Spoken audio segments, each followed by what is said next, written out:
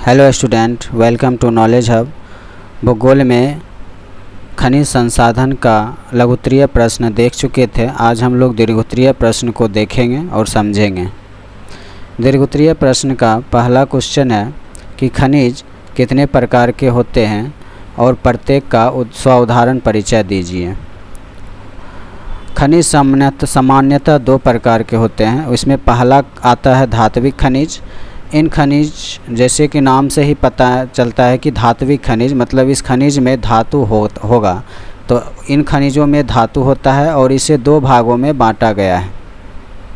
पहला है लौहयुक्त खनिज। जिन धात्विक खनिजों में लोहे का अंश पाया जाता है, मतलब ऐसे खनिज जिसमें लोहे का अंश हो, उसे लौहयुक्त खनिज कहेंगे। इसमें जैसे में लौह अयस्क हो गया, मैग्नीज हो गया, निकेल हो गया और टंगस्टन हो गया, ये सब लौहयुक्त खनिज कहलाते हैं। और लौहयुक्त खनिज हो गया, नाम से पता चलता है अलौह, मतलब इसमें लौह नहीं पाया जाएगा, यानी लोहे का अंश नहीं पाया जाएगा।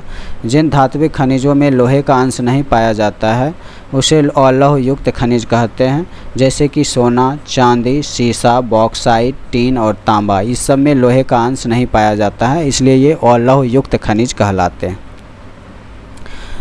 दूसरा है अधात्विक खनिज। अधात्विक खनिज को भी दो भागों में बांटा गया है। इसे भी दो भागों में बांटा गया है। इसमें धातु नहीं पाया जाता है, इसमें धातु का अंश नहीं होता है। जैसे कि पहला हो गया इसमें कार्बनिक खनिज। कार्बनिक खनिज वैसे खनिज कहलाते हैं जो लाखों वर्षों पहले ज़मीन के अंदर दब गए थे और उसी के फलस्वरूप वे उच्च दाब एवं ताप पर ईंधन में बदल गए हैं। ऐसे ही ईंधन को हम जीवाश्म ईंधन कहते हैं या खनिज के रूप में कार्बनिक खनिज कहते हैं। ये पृथ्वी में दबे प्राणी एवं पादप जीवों में परिवर्तित होने से बनते हैं, जैसे कि कोयला और पेट्रोलियम हो गया। इसे बनने में लाखों करोड़ों वर्ष लग जाते हैं और ये जीव जंतुओं के मृत शरीर के पृथ्वी के अंदर दब जाने से ही बनता है। और कार्बनिक खनिज हो गए जिसमें जीवाश्म के अंश नहीं होते, मतलब वो जीवाश्म से नहीं बनता है।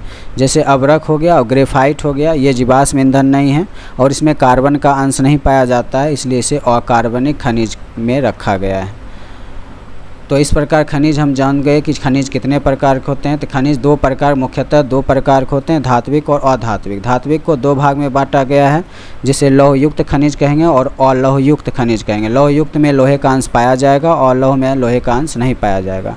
कार्बनिक खनिज में हो गया, एक में जीवाश्म ईंधन, एक में जीवाश्म पाए जाएंगे और एक में जीवाश्म नहीं पाए जाएंगे। इसका मतलब है कि एक में कार्बन की मौजूदगी होगी और एक में कार्बन की मौजूदगी नहीं होगी। जिसमें कार्बन का अंश पाया जाएगा उसे कार्बनिक खनिज कहेंगे, जिसमें कार्बन का अंश नहीं पाया जाएगा उसमें उसे अकार्बनिक खनिज कहेंगे। हम इस तरह भी परिभाषा दे सकते हैं कि वैसे खनिज जिसमें कार्बन के अंश नहीं हो उसे अकार्बनिक कहते हैं और जिसमें कार्बन के अंश हो उसे कार्बनिक खनिज कहते हैं। आगे है धात्विक और अधात्विक खनिजों में अंतर। धात्विक खनिज, इसे गलाने पर धातु प्राप्त होते हैं। जैसे कि नाम से ही पता चलता है कि धात्विक खनिज गलाएंगे तो धातु प्राप्त होगा। ये धातु हम जानते हैं कि धातु कठोर और चमकीले होते हैं। ये प्रायः अग्नेय चट्टानों से प्राप्त होते हैं, जिससे हमें धातु प्राप्त होता है। अधात्विक खनिज हो गया, इसे गलाने पर धातु नहीं, क्योंकि इसमें धातु पाया ही नहीं जाता है, तो हम इसे गलाएंगे तो हमें धातु नहीं मिलेगा, क्योंकि इसका नाम ही है अधात्विक खनिज, मतलब इसमें धातु पाया ही नहीं जाता है, तो धातु मिलेगा कहाँ से। इनकी अपनी चमक होती है, इसका एक अलग चमक होता है, सभी अधातुओं की चमक अलग अलग होती है। ये प्रायः परतदार चट्टानों में से मिलते, दोनों चट्टान से ही प्राप्त होता है। ये अग्नेय चट्टान से प्राप्त होता है और ये परतदार चट्टानों से प्राप्त होते हैं। आगे का अंतर है कि इसे पीट कर हम तार बना सकते हैं। इसे जैसे धातु को पीट कर हम तार बना सकते हैं या फिर पतली पतली चादर बनाई जा सकती है। और अधात्विक खनिज को हम पीट नहीं सकते। अगर इसे पीटा जाएगा तो यह चूर चूर हो जाएगा और तार और चादर तो बनाने की बहुत दूर की बात है, इसे पीटने पर ही यह चूर चूर हो जाएगा, तो इससे तार नहीं बनता है। भारत में खनिज पेटियों का नाम लिखकर किन्हीं दो वर्णन कीजिए। भारत का अधिकांश खनिज 3 पेटियों में पाई जाती है। पहला उत्तरी पूर्वी पठार का है, दक्षिणी पश्चिमी पठार है और उत्तर पश्चिमी प्रदेश है। उत्तर पूर्वी पठार यह देश की सबसे धनी खनिज पेटी है। जिसमें छोटा नागपुर का पठार, उड़ीसा का पठार, छत्तीसगढ़ का पठार और पूर्वी आंध्र प्रदेश का पठार अवस्थित है। इस पेटी में लौह अयस्क, मैग्नीज, अवरक, बॉक्साइट, चूना पत्थर, डोलोमाइट, तांबा, थोरियम, यूरेनियम, क्रोमियम और सिलीमेनाइट तथा फॉस्फेट के विशाल भंडार हैं। ये उत्तर पूर्वी पठार जो है इसमें ढेर सारा खनिज पाया जाता है और ये छत्तीसगढ़ पठार और पूर्वी आंध्र प्रदेश के पठार में अवस्थित है। ये काफ़ी धनी खनिज पेटी है। दूसरा खनिज पेटी है उत्तर पश्चिम प्रदेश। इस पेटी का विस्तार खंभात की खाड़ी से लेकर यहाँ लेकर होगा अरावली की श्रेणियों तक है। यहाँ अनेक लौह धातुएं जैसे चांदी, शीशा, जस्ता और लौह धातुएं इसमें पाया जाएगा, जिसमें लोहे का अंश नहीं पाया जाएगा। लोहे का अंश नहीं होगा उसे लौह धातुएं कहते हैं। तो ये चांदी, शीशा, जस्ता, तांबा, सोना ये सब हो गया लौह धातुएं जिसमें लोहे का अंश नहीं पाया जाता है। पर ग्रेनाइट, संगमरमर, जिप्सम, मुल्तानी मिट्टी ये सब भी इस सब का भी पर्याप्त भंडार। क्वेश्चन है लौह अयस्क का वर्गीकरण कर उनकी विशेषताओं को लिखिए। तो लौह अयस्क का वर्गीकरण निम्न है। इसमें हेमेटाइट, मैग्नेटाइट और लिमोनाइट है। तो हेमेटाइट लोहे का एक अयस्क है। ये शुद्ध अवस्था में पाया जाता है। इसमें लोहे का अंश 68% तक पाया जाता है। दूसरा है मैग्नेटाइट, इसमें 60% लोहे का अंश पाया जाता है और इसे काला अयस्क के नाम से भी जानते हैं। लिमोनाइट, इसमें 40% तक लोहे का अंश होता है, इसे पीला अयस्क के नाम से जानते हैं। और लोहे का जो आधुनिक विशेषता है, लोहा आधुनिक सभ्यता की रीढ़ मानी जाती है। बिना लोहे का एक भी काम उद्योग में नहीं होता है। ऐसे भी हर एक काम में लोहे का काम पर ही जाता है, चाहे घर बनाना हो, उद्योग स्थापित करना हो, पुल बनाना हो, जो भी काम करना हो उसमें लोहे का बहुत ही ज़्यादा इस्तेमाल होता है। तो लोहा आधुनिक सभ्यता की रीढ़ है, यह उद्योगों की जननी है और भारत में पूरे विश्व के लौह भंडार का 1/4 भाग आंकलित है। यानी अकेले भारत में पूरे विश्व का 1/4 भाग लोहा सिर्फ भारत में उत्पादन होता है। भारत में लौह अयस्क प्रायः सभी राज्यों में पाए जाते हैं। मतलब भारत के जितने भी राज्य हैं, 28 राज्य में, सभी राज्यों में लगभग सभी राज्यों में लोहे पाए जाते हैं।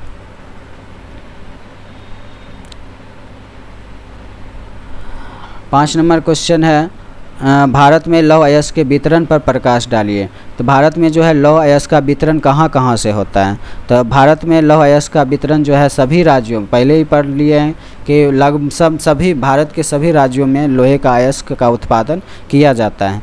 तो लौह अयस्क सभी राज्यों में पाया जाता है, परंतु यहाँ के कुल भंडार का 96% भाग ज़्यादा पाया तो सभी राज्यों में जाता है, लेकिन सबसे ज़्यादा 96% भाग कर्नाटक, छत्तीसगढ़, उड़ीसा, गोवा, झारखंड राज्यों में सीमित है। तो पाया तो सभी राज्यों में जाता है, लेकिन जिस राज्य में सबसे ज़्यादा पाया जाता है उसका नाम यहाँ पर दिया गया है। शेष भंडार तमिलनाडु, आंध्र प्रदेश, महाराष्ट्र एवं अन्य राज्यों में अवस्थित है। कर्नाटक राज्य भारत का लगभग 1/4 लोहा उत्पादन करता है। अकेले कर्नाटक में पूरे भारत का 1/4 भाग, पूरे विश्व का ये चौथा स्थान पर भारत लोहा उत्पादन करता है। ये ध्यान रखना है कि पूरे विश्व में भी चौथा हिस्सा है और कर्नाटक जो है, कर्नाटक राज्य जो है पूरे भारत का 1/4 लोहा उत्पादन करता है। और छत्तीसगढ़ पूरे देश का 20% लोहा उत्पादन करता है। वहीं उड़ीसा 19% करता है, गोवा 16% लोहा उत्पादन करता है।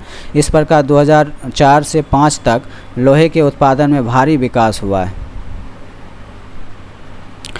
आगे 6 नंबर क्वेश्चन है कि मैंगनीज अथवा बॉक्साइट की उपयोगिता देश में इनके वितरण का वर्णन करें। इसके उपयोगिता को भी लिखना है और इसका वितरण कहाँ कहाँ होता है, इसका उत्पादन कहाँ कहाँ होता है और वितरण कहाँ से किया जाता है, इस चीज़ को भी वर्णन करना है, इस चीज़ का भी वर्णन करना है। तो मैंगनीज और बॉक्साइट का उपयोग हम पहले लघुत्तरीय क्वेश्चन में पढ़ चुके हैं, उसी का आंसर यहाँ भी है। अब बस आगे इसका वितरण कहाँ कहाँ से होता है ये सिर्फ याद करना है। तो मैंगनीज का उपयोगिता निम्न है। पहले लघुत्तरीय प्रश्न में जो आंसर है वही आंसर यहाँ भी है कि मैंगनीज का उपयोग मुख्य रूप से जंगरोधी इस्पात बनाने तथा लोहा एवं मैंगनीज के मिश्र धातु बनाने के उपयोग में आता है। इसका उपयोग शुष्क बैटरियों के निर्माण में, फोटोग्राफिक, चमड़ा और माचिस उद्योग में भी किया जाता है। साथ ही इसका उपयोग पेंट तथा कीटनाशक दवाओं को भी बनाने में किया जाता है। और इसका वितरण कहाँ कहाँ से होता है, ये जो मैंगनीज का उत्पादन जो क्षेत्र है वो कहाँ कहाँ है, तो भारत में मैंगनीज का संचित भंडार 1617 लाख टन है। विश्व में जिम्बाब्वे के बाद भारत में ही मैंगनीज का सबसे बड़ा संचित भंडार है, जो विश्व का कुल संचित भंडार का 20% है। तो इसमें ऑब्जेक्टिव क्वेश्चन भी तैयार होता है कि विश्व में प्रथम स्थान पर मैंगनीज के उत्पादन में पहले नंबर पर कौन है, तो जिम्बाब्वे होगा और दूसरे नंबर में भारत का स्थान आता है।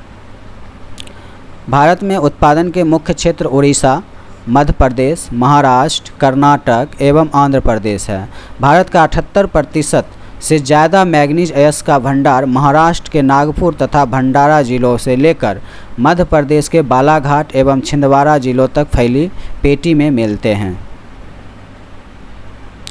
आगे बॉक्साइट की उपयोगिता है, तो बॉक्साइट का भी उपयोगिता जो लघुत्तरीय में दिया गया आंसर है वही यहाँ पर है। एल्युमिनियम का बहुमुखी उपयोग वायुयान निर्माण, विद्युत उपकरण निर्माण, घरेलू साज सज्जा के सामानों का निर्माण, बर्तन बनाने, सीमेंट, सफ़ेद सीमेंट बनाने में, रासायनिक वस्तुएं बनाने में किया जाता है।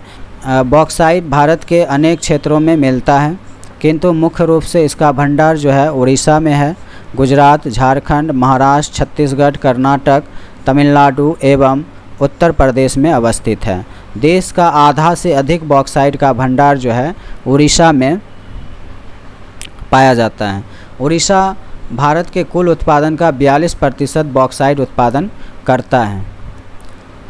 कालाहांडी, बोलमगिर, कोरापुट, सुंदरगढ़ और संबलपुर बॉक्साइट के मुख्य उत्पादक जिले हैं।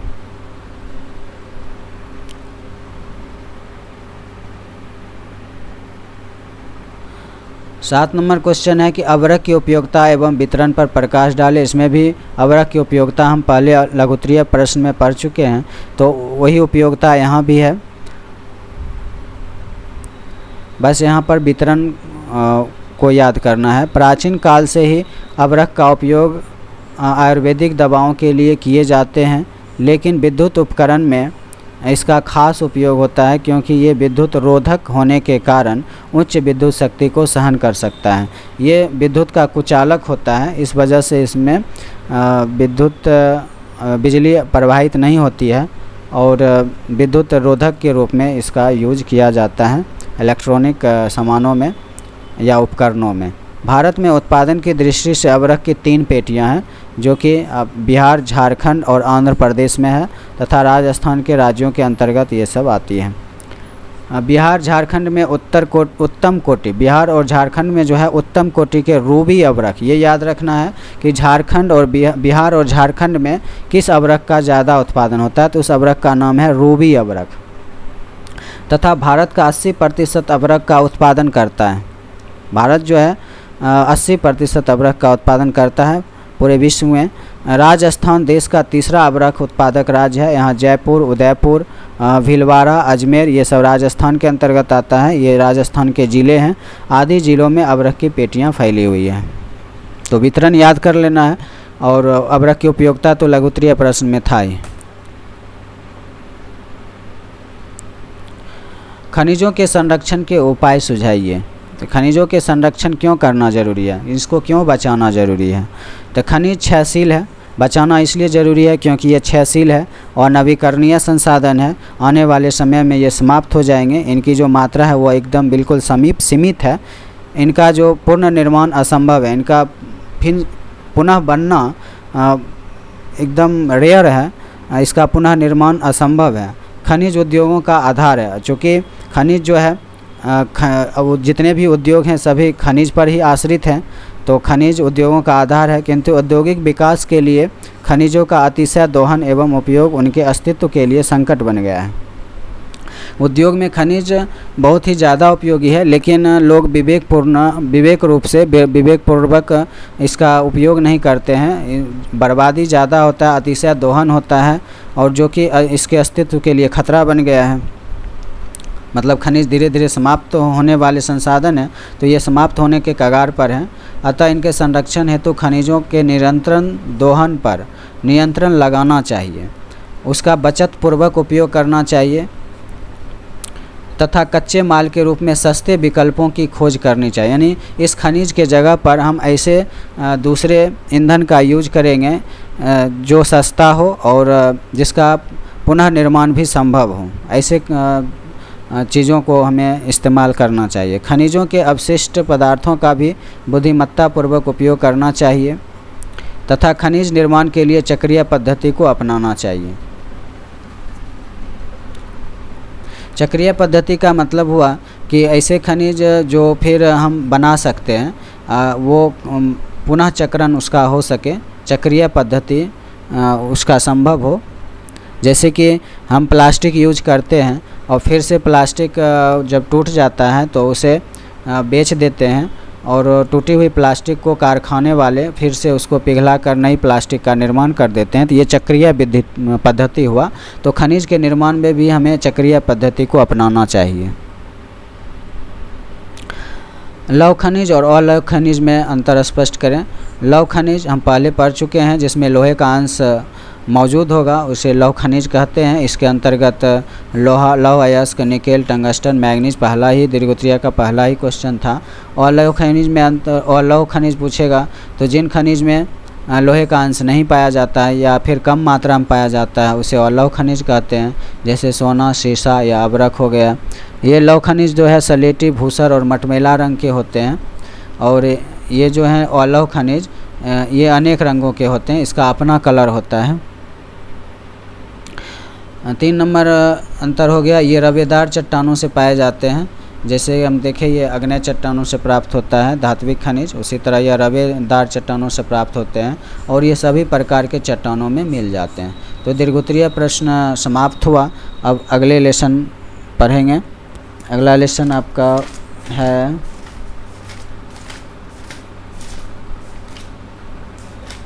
आगे का लेसन है शक्ति, ऊर्जा, संसाधन।